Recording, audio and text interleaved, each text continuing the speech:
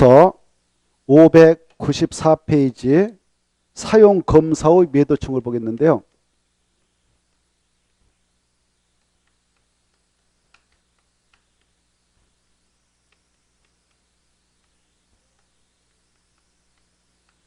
아까 주택법상 이렇게 모 사업주체가 주택을 건설해서 분양하고 나갔습니다. 여기 주택 이렇게 건설해서 분양하고 나갔습니다. 여기 1000세대가 분양되어졌고 이걸 사서 들어왔던 입주자가 있습니다. 입주자를 주택의 소재를 하죠. 이렇게 나름대로 이 안에 들어와서 생활하고 있는데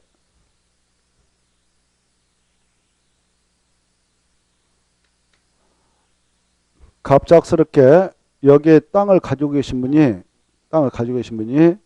바로 진정한 권리가 따로 있었습니다. 그리고 이걸 분양해서 팔고 나왔던 사업주체가 있고요.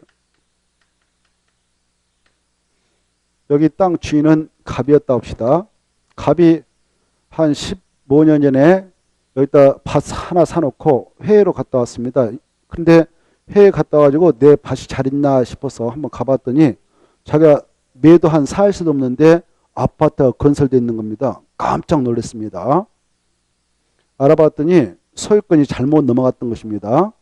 자기가 매도한 4일수도 없는데 등기부상 넘어가가지고 이쪽 입주자들은 공동 소유되어 있는 거예요. 보니까 이 등기상 증명서, 토지 등기상 증명서에 등기되어 있는 사항은 바로 공신력은 없습니다. 추정력만 법적으로 인정됩니다. 언제든지 번복될 수 있다 이겁니다. 그 진정한 거래자가 아님에도 불구하고 서류 같은 것을 조작해서 소유권 이익을 넘겨버리는 경우가 있어요. 그래서 이렇게 넘어가 버렸다. 그때 갑이 진정 권리라면 자기가 그걸 소명해서 바로 이렇게 넘어갔던 소유권 이익들을 말소해 주세요라고 소송을 제기할 수 있어요. 말소송. 그래서 소송에서 이자가 승소했습니다. 이겼습니다. 다시 넘겨주라 이렇게. 그래서 원점으로 넘어갔습니다. 그래서 갑이 자기 토지임을 바로 측량을 했습니다. 측량해가지고 표시해서 시멘트로 한 10cm 높게 바로 체크를 해놨어요. 10cm 높게. 네, 그러면 여기 살고 있는 소유자들은 바로 여기 지임도로에 그런 표시가 됐다면 차가 들락날하면서 그덩그덩 하겠죠. 그래서 이 갑이 바로 땅을 다시 찾았는데 이자를 실소유자라고 그래요. 실소유자가 소유권을 해보겠습니다. 그래 얘네들한테 마음속으로 이 땅값 시가는 3억밖에 안 되는데 몽땅 땅값 요구를 목적가지고 이렇게 딱 표시해서 권리 행사하고 있어요. 그래 이런 자들이 종종 등장한다 하여서 이번에 주택법 개정에서 이자를 내쫓을 수 있는 규정을 신설했어요. 그걸 바로 사용검사 매도 청구라 해요. 사용검사후. 이때 매도 청구를 하게 한 요건이 있는데 이 값이 회복했던 토지의 면적이 이 전체 대지 면적의 5% 미만으로서 바로 이 자가 소유권을 회복한 앞부터 바로 이자들이 야, 너 땅 우리가 살 테니까 바로 팔고 나가겠다라고 매도 청구 의사표시를 송달해서 보내야 됩니다. 그리고 송달해서 소송을 제기하는데 소송을 제기할 때는 여기 토지 안에 주택의 소유자가 바로 1000명이면 1000명이 이 일에 다 관여할 필요는 없어요. 대표자를 뽑아가지고 소송을 제기하면 됩니다. 이때 대표자 소송을 제기해 나갈 때 바로 대표성을 인정받으려면 이 1000명 대비 4분의 3 이상의 동의가 있어야 됩니다. 그자가 소송을 해서 승소했습니다. 승소해가지고 매도 청구를 하게 됐다. 그때 땅값 주고 소송비 들어가지 않겠습니까? 그 비용은 이 사업주체에게 다시 바로 구상해서 받아갈 수 있도록 허용하고 있다. 이걸 사용검사 매도 청구 내용이라 합니다. 이때 매도 청구할 때는 시가대로 팔고 나가지 바로 공시가도 아니고 원래 이자가 요구했던 가격대로 팔고 나가라고 하는 것은 아니다. 그 내용을 체크해 보죠. 가로 3번이 가장 키포인트니까 가로 3번을 먼저 중요시하고 바로 매도 청구를 하려는 경우 해당 토지 면적이 전체 주택단지 전체 대지 면적이 얼마 미만이어야 되냐? 5%이 숫자가 가장 중요하고 이것에 대해서 매도 청구를 하고 싶으면 가로 4번 몇 년 이내 그 친구한테 미송달되도록 해야 되는가? 2년 이렇게 하시고 그 다음에 가로 1번 올라가서 이때 그 주택의 소자들은 바로 말소송에 따라 그 사용 검사 후 토지를 회복한 실소자에게 무엇대로 팔고 나가도록 할 수 있냐? 시가 그 말. 그 다음에 가로 2번 매도 청구는 얼마의 동의서를 받아서 대표 소송을 제기할 수 있냐? 4분의 3. 그래서 돈이 들어갔다면 가로 5번 그 주택의 소자들은 그 비용의 전부를 누구한테 요구할 수 있다고요? 사업 주체한테 바로 구상할 수 있다. 이 정도 보시면 돼요. 넘어가시고 한참 넘어가요. 넘어가면 어디다 하냐? 600 바로 페이지가 나오죠. 이 주택법상 이렇게 건설된 주택을 공급하게 됩니다. 공급을 하게 되어 나갈 때 바로 주택 공급 질서를 교란하지 못하도록 일정한 자에게만 공급을 하도록 규제합니다. 그 주택법상 주택을 공급받아갈 수 있는 자격을 미리 또 증서를 준비해야 되는데 그 증서 취를 가지고 있는 자에게 공급하도록 규제하고 있어요. 그 내용을 체크해보고자 합니다. 이렇게 쭉 넘어가면 어디가 나오냐? 619페이지가 나옵니다. 619페이지 7번은 함재로 나올 걸로 예상되니까 7번을 좀 잘 봐두십시오. 주택 공급 질서 교란 행위 금지 619페이지 주택 공급 질서 교란 금지 찾았나요? 주택 공급 질서 교란 행위 하지 말라 금지시키고 있습니다.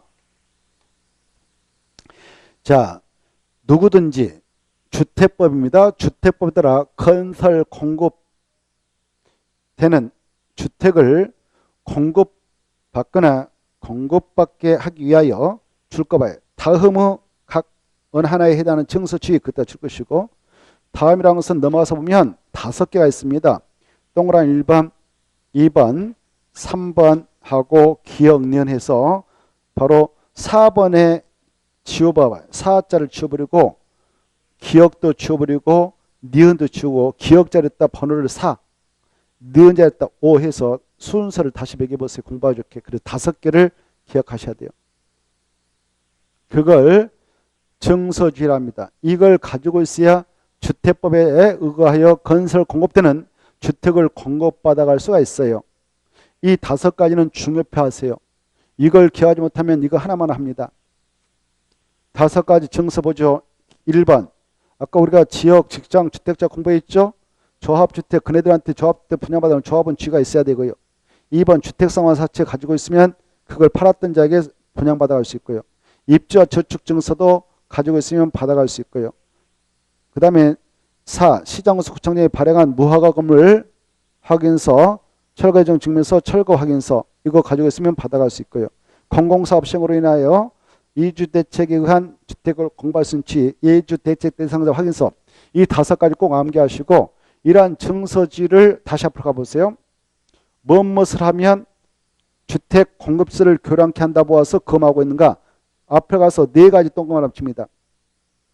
4가지 보면 박스, 자, 매매 동그라미 치고 증여 동그라미 치고 밑에 마지막에 두째 줄 알선 동그라미 치고 끝에 광고 동그라미 쳐요.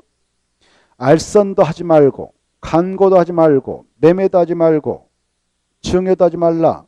근데 상속과 저당은 죄대에서 허용한다. 그 말 체크합니다. 넘어가 보세요.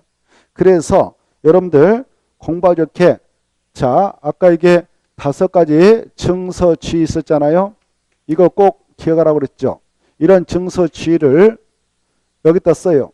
여기다 바로 매매하지 말라 그랬고 증여하지 말라 그랬고 그 다음에 알선도 하지 말라. 광고도 하지 말라 그랬어요. 이건 금지된다 이렇게 써놔요. 그런데 이 5가지 증서 지에 대하여 저당하고 상속은 허용합니다. 상속하고 저당은 체크하고 허용 이렇게 써놨어요. 주택 공급 질서를 교량케 할 우려가 없으니까 허용시키고 있다. 이게 중요해요. 그래 이 5가지 증서 지위를 돈 주고 판다. 무자격자한테 그러면 매매, 공짜로 준다. 증여, 가운데 갭에서 알선한다. 알선하면 강거를 해야 한다. 이것들을 하지 못하도록 금지하고 있습니다. 중요하고. 근데 뭐가 벗어 허용시킨가? 상속. 즉 아버지께서 조합주택 분양받으려고 지역주택조합에 가입해서 동호수 결정 나와가지고 지금 중도금 내놓고 있었는데 돌아가셨습니다. 자식이 하나 있습니다. 상속을 받았네요. 상속을 받게 될 때는 주택 공급 질서를 교량케 한다고 보지 않아요. 그래서 상속은 허용되고요. 그냥 아버지가 살아계셔가지고 잔금을 내야 100일 100으로 조합주택을 하나 분양받을 수 있겠는데 돈이 없습니다. 그러면 동호수 결정 났으니까 금융기관에 저당 잡혀놓고 바로 이 돈을 빌려다 써서 잔금 내고 소유권 넘겨받도록 허용합니다. 저당까지는 허용된다. 2가지는 허용, 4가지는 금지된다. 이걸 기억하는 것이 시험 공부다. 그럼 하지 말라고 했던 4가지 했습니다. 그러면 가로 2번 위반이 돼요. 위반시효 효력이 있죠. 가로 1번, 2번, 3번, 4번, 5번을 묶어버렸어요. 이때 크게 4가지를 묶어가지고 4가지를 종합적으로 머릿속으로 생각해 두세요. 묶어버리세요. 공부하죠. 확 묶어버리라고요. 가로 1번 보면 이 국토교통부장하고 사업주체는 위반자에게 조합원 지위 같은 지위를 무효로 할 수 있고 체크. 이미 주택 공급 계약이 체결된 상태라면 계약을 취소할 수 있다. 1번. 그 다음에 2번 사업체가 위반자에게 받았던 돈을 지급합니다. 지급하면 그 지급한 날에 그 주택을 취득 간주해버립니다. 3번 사업체가 매수인한테 받았던 돈 주고 퇴거를 명할 수 있습니다. 나가라. 그 정도 보시고. 바로 4번 국토교통부 장관은 주택법상 주택을 공급받아갈 수 있는 자격을 10년에 보면서 제한할 수 있습니다. 5번 바로 형사고라면 셉니다. 3년 이하의 징역 또는 3천만 원 이하의 벌금이 찹니다. 이걸 위반자는 조치라고 생각하면 됩니다. 자, 그리고 다시 앞으로 가셔서 하나 체크하고 넘어오겠는데 바로 투기 과일주구를 하나 봅시다. 투기 과일주구 608페이지 있는데요.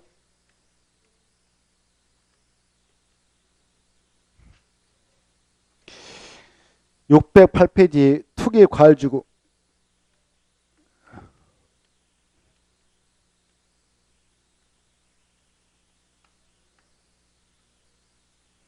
먼저 이 투기 과일주를 지정하고 고시하게 될 때에 무슨 법에 근거해서 하는가? 주택법이다 이렇게 하세요. 국토교법이 아니다. 주택법에 근거하여 지정합니다. 이렇게 투기 과일주를 지정한다. 그때는 바로 뭐 하려고 지정하느냐? 주택법에 근거하여 지정하냐가 주택가격 안정입니다. 토지가격 안정해라. 주택가격 안정을 도모하기 지정하는데 누가 정하느냐? 바로 국토교통부 장관하고 시도사가 지정하고 해제할 수 있어요. 이때 주로 주택에 대한 투기적 거래가 성행하거나 성행할 우려가 있는 쪽으로서 주택가격 상승이 일반 물가 상승 대비 엄청 폭등하고 있는 쪽을 포착해서 지정해가지고 바로 그 지구에서 지정고시 후 신규 주택의 입주로 선정된 입주권을 전매 제한을 해가지고 바로 주택가격 안정을 도모하기 위해서 지정한 것이 투기 과일주구인데 그때 가로 1번은 꼭 읽어두세요. 국토교통부장관 시도사가 주택가격 안정을 위하여 밑에 줄 투기 과일주 지정과 해지를 할 수 있는 바 박스 안에 들어가서 보니까 지정할 수 있는 지정 기준은 1번, 2번, 3번, 4번 가볍게 읽어보시고 중요한 건 아니지만 2번 나왔습니다. 그러나 올해는 나올 가능성이 희박하니까 참고로 읽어보시고 밑에 바로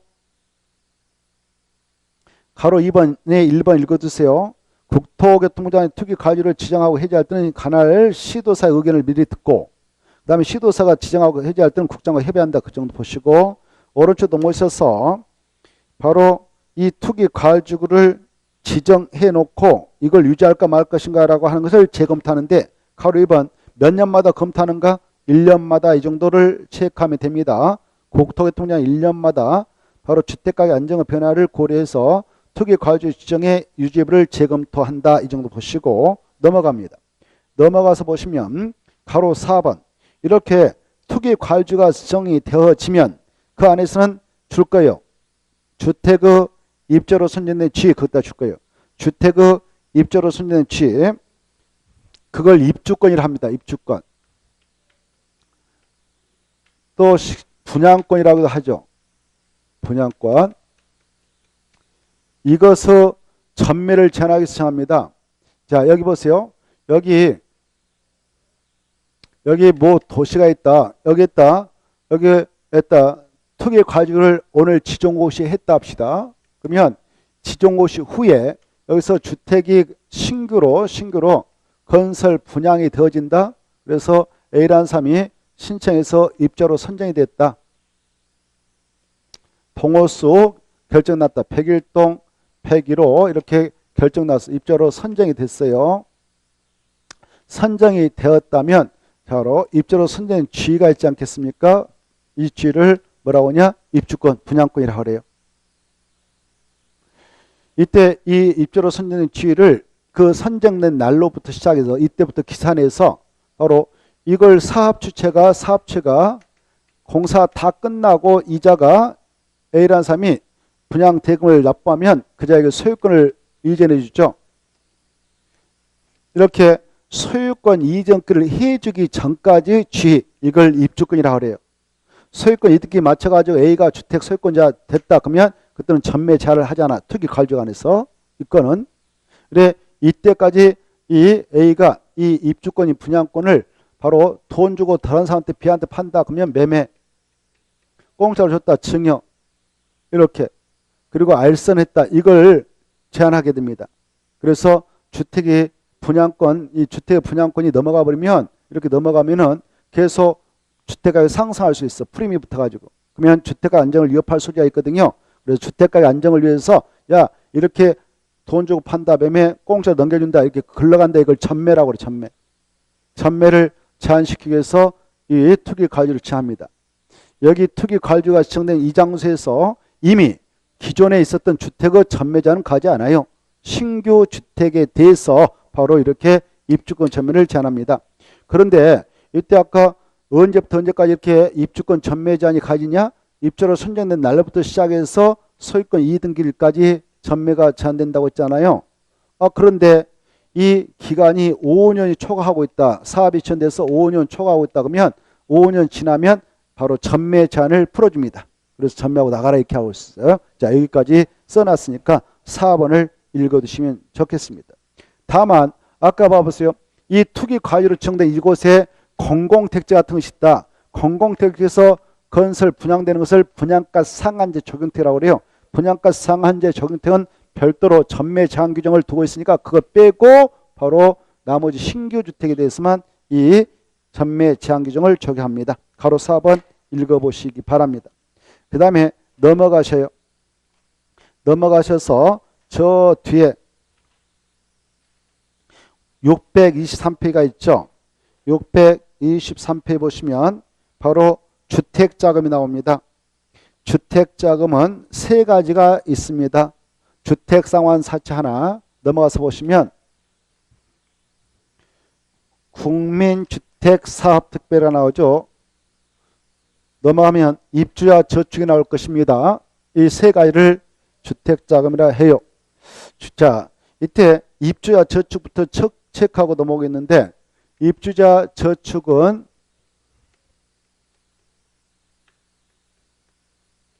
뜻이 그게 나와 있죠.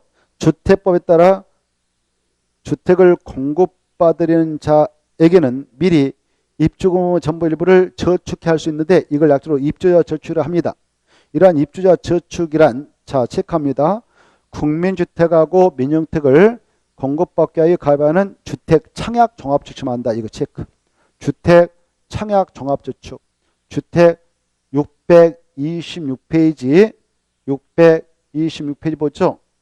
주택 청약 종합저축입니다. 그래서 지금 우리나라 입주와 저축은 하나밖에 안 남았습니다. 과거에는 4가지 있었어요.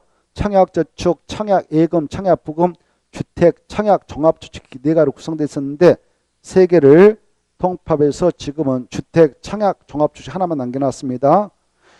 자, 이런 주택, 청약종합저축을 입주여주하니까 알아두시고 박스 안에 참고로 써놨어요. 입주와 저축은 한 사람이 한 계좌만 가입할 수 있다 이렇게 하시고, 동그라미 1번 구조 주택 청약 종합저축은 누구든지 가입할 수 있다. 누구든지.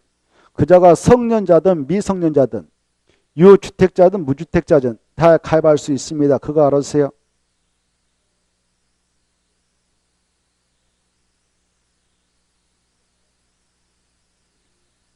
그 다음에 동그라미 2번 3번은 참고로 읽어보세요. 월 납입금은 2만에서 50만 원 이하다 뭐 이런 거 참고로 읽어보시고, 자, 그 다음에 다시 앞으로 갑니다. 앞으로 가셔서 625페이지 국민주택사업특별히 1번만 받으세요. 설치, 국민주택사업을 하기 위해서 미리 바로 설치 운영하는 예산을 거기에 따면 국민주택사업 할 때만 특별히 쓰기 위해서 설치 운영하는 예산을 특별하게 합니다. 이 국민주택 특별하기는 국민주택사업 특별하기는 누구에게 설치 운영하도록 하고 있냐? 지자체. 거기다 체크. 그것만 하나 받으시고 다시 이제 주택상환 사치를 보겠는데 623페이지 이 주택상환 사치는 함재 꼭 나옵니다. 623페이지 주택상환 사채.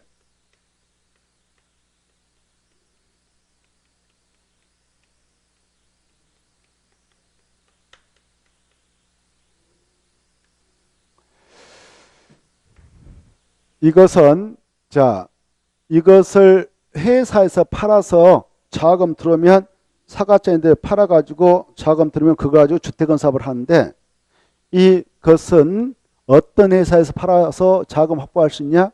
바로 공적회사인 한국토지주택공사하고 민간업자인 등록사업자인 자가 발행을 할 수 있습니다.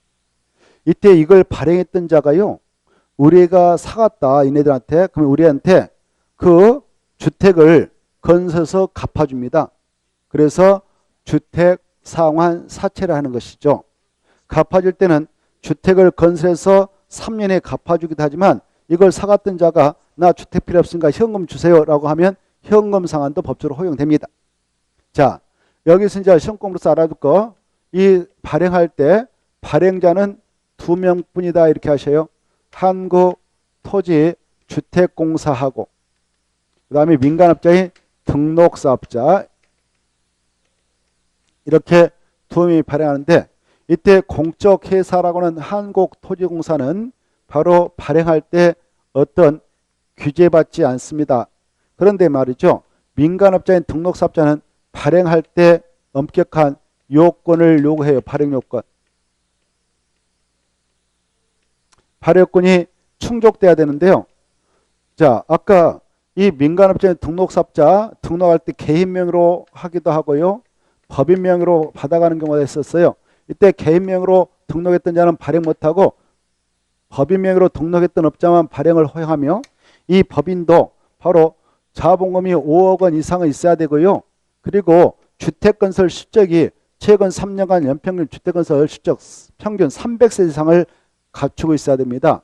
이런 요건을 구비하고 나서 보증까지 받아야 돼요. 근데 이 친구는 보증 받지 않습니다. 이게 중요해.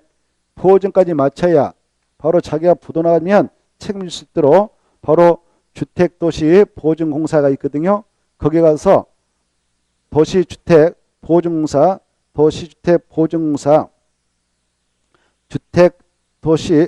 주택도시보증공사 여기 가서 보증을 꼭 받아야 돼. 그래야 발행이 가능합니다.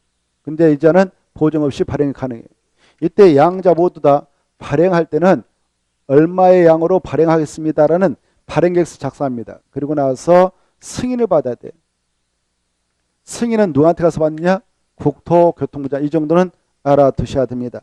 이때 이제 승인 받아서 발행할 때요, 발행 방법은 여러분이 이 자들한테 아파트 3억짜리 분양받으려고 샀다 이 채권을. 그러면 여러분 이름을 딱 써서 줍니다. 이름을 써서 증권을 딱 만들어줘요. 주택상환 사채 해가지고 액면가 3억짜리다. 이름은 누구누구다. 누가 발행했다 해서 이름까지 뭐 갑순이다, 갑돌이다 이렇게 사갔던 사람의 이름을 기재합니다. 이렇게 주는데 이걸 이름명자 기록했다, 증권 줬다 해서 기명증권이라고 그래요. 그래 이 채권은 이 주택상환 사채는 기명증권만 됩니다. 다른 증권은 안 돼요. 무기명증권 안 되고 기명증권으로 꼭 발행하는데 아주 중요해요. 기명증권으로 발행하는데 액면가가 3억 써졌다 하면 3억 다 받고 발행해도 돼요. 액면금으로 그대로 발행해도 되고요. 3억짜리를 2억 9천에 할인 방법으로 해서 발행해도 합법적입니다. 할인해도 됩니다. 자, 그걸 보시고 넘어가십니다.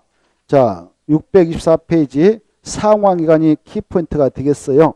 자, 이렇게 발행해서 줬다면 이 발행자는 사갔던 자에게 몇 년의 주택을 건설해서 갚아줘야 되는가? 3년. 그렇죠? 3년 초과하면 안 돼요. 초과 금지다. 이렇게 3년 수치 아주 중요해. 주택상환 사채니까 4년 아니고 3자 앞에를 생각해야 돼요. 4 앞에 3. 자, 그 다음에 내려가도 돼요. 가로 5번. 이 등록사업자가 이 아까 갑돌이 갑수한테 발행해놓고 3억짜리 발행해서 등록을 말소당해버렸네요. 그때 말소이력은 이미 발행했던 사채에 영향을 미칠까 미치지 않을까? 미치지 않는다. 미치지 않는다는 것은 이 사채가 무효가 된다. 그대로 유효하다. 그대로 유효하다. 그렇게 써놓으세요. 영향을 미치지 않는다. 그따 줄 것이고 유효하다. 그 다음에 이 중도에 양도 해약할 수 없습니다만은 박스 안에 있는 동그라미 1번, 2번, 3번이 발생하면 중도에 양도 해약할 수 있습니다. 나머지 통과하고요. 오른쪽에 넘으셔서 가로 2번. 아까 했으니까 읽어보시고 자 3번 보세요. 이 주택상환 사채에 대하여 이 법에 규정한 거 줄 거예요. 이 법에 규정한 거 그다 줄 거 우선 적용. 이 법은 주택법입니다. 오른쪽에 넘어왔는데요. 적용법에서 이 법은 주택법인데 주택법을 먼저 적용하고 없으면 무슨 법을 갖다 적용해서 처리하면 되냐? 상법중 사채 발행한 규정. 그래 사채 발행에 관한 일반법이 상법이고요. 주택상환 사채 발행에 대해 특별히 규정하고 있는 주택법은 주택상환 사채 발행에 대해서는 특별법입니다. 그래서 무슨 법을 먼저 적용한다고요? 특별법인 주택법 없으면 상법중 사채 발행한 규정을 적용한다. 이 정도를 보시면 훌륭하겠고요. 넘어가십니다. 넘어가셔서 리모델링이 나올 겁니다. 리모델링. 자, 리모델링은 아까 했죠. 공동택의 노후화학적 기능 향상을 위하여 대선 증축하는 걸 말했죠. 이때 증축은 세대수 증가형 리모델링도 있을 수 있죠. 자, 이때 세대수가 그 척에 늘어나면 그 척에 바로 도로가 있다면 교통 체증이 발생할 것이고요. 여러 가지 문제가 발생합니다. 627페이지 리모델링. 그리고 한 번에 1000세대 리모델링 사하면 1000세대 이사쯤 싸고 나가야 됩니다. 그러면 이주소에 의해서 주택난이 발생할 수 있어요. 이런 것들을 미리 예견하여 행정청에서 그 대응책을 강구해 나가기 위한 정책계획서를 리모델링 기본계획이라고 그래요. 리모델링 기본계획이란 세대수 증가한 리모델링으로 인한 도시감일 이주수요 집중 등을 체계로 관리하기 위하여 수립하는 계획인데 수립권자가 가로 1번 나옵니다. 큰 도시의 대장들이에요. 특별시장, 광역시장, 대도시장. 이네들은 자기 관역에 대하여 10년을 미리 내다보고 기본계획 수립해서 들어가야 됩니다. 그리고 수립한 그 정책계획서를 이네들 4년이면 임기 끝나거든요. 5년째 새로운 자가 선출돼 들어오니까 5년마다 타당성 여부를 검토해서 그 결과를 반영해서 정책을 추진하면 됩니다. 넘어가시고 한참 넘어가도 돼요. 넘어가서